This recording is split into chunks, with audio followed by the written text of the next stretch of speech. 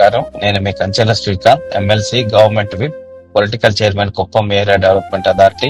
మా నాన్నగారు డాక్టర్ కంచెల రామయ్య గారు, వ్యవస్థాపకులు, ప్రకాశం ఇంజనీరింగ్ కాలేజ్ మరియు సీనియర్ పాత్రికేయులు. ఈ నెల 19/6/2025 స్వర్గస్థులైనారు. వారి దశదిన కార్యక్రమం జూలై 5, 2025 ఉదయం 10 గంటలకు కందుకూరులోని ప్రకాశం ఇంజనీరింగ్ కాలేజ్ ప్రాంగణంలో జరుగును. కావున మీ అందరికీ తెలియజేయటమైనది. ధన్యవాదాలు.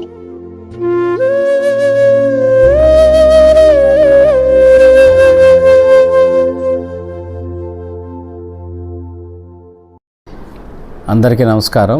నేను మీ Kanchela Srikanth, government whip, MLC, Kuppam నియోజకవర్గ సమన్వయ కమిటీ చైర్మన్గా ఉన్నాను. మా నాన్నగారు డాక్టర్ కంచెల రామయ్య గారు, ప్రకాశం ఇంజనీరింగ్ కాలేజ్ వ్యవస్థాపకులు, అలాగే సీనియర్ పాత్రికేయులు. ఈ నెల 19/6/2025 మరణించడం జరిగింది. ఆయన సంస్మరణ సభ మరియు పెద్ద కర్మ కార్యక్రమం జూలై 5, 2025 ఉదయం 10 గంటల నుంచి ప్రకాశం ఇంజనీరింగ్ కాలేజ్ ఆవరణలో జరుగును.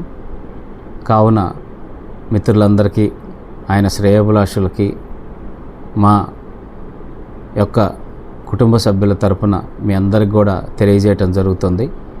మీ అందరి రాకకు మేము అందరం కూడా ఎదురు చూస్తున్నాం. మీ అందరూ వచ్చి ఆయన ఆత్మకు శాంతి చేకూరేలాగా సహకరించవలసిందిగా కోరుతున్నాను. ఎంతోమంది రాజకీయ ప్రముఖులు, అలాగే మా నాన్నగారితో పాటు పనిచేసినటువంటి ఎంతోమంది పాత్రికేయులు, ఇంకా చాలామంది వచ్చి ఆయనకి నివాళులు అర్పిస్తున్నందుకు వాళ్ళందరికీ కూడా నేను మనస్ఫూర్తిగా ఈ సందర్భంగా ధన్యవాదాలు తెలియజేస్తున్నాను.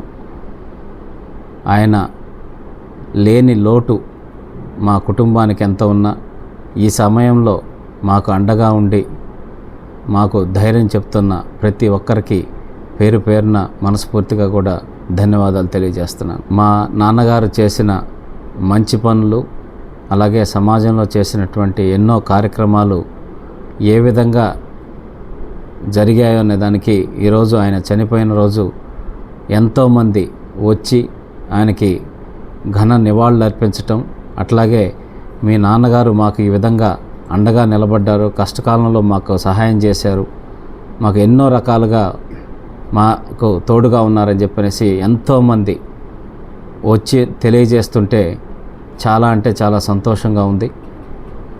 ఆయన ఆత్మ శాంతి చేకూరుతుందని చెప్పనేసి కూడా మనస్ఫూర్తిగా నేను కోరుకుంటున్నాను. ఆ విధంగా మాకు అండగా ఉన్న వారందరికీ కూడా మరొకసారి హృదయపూర్వక ధన్యవాదాలు తెలియజేస్తున్నాను.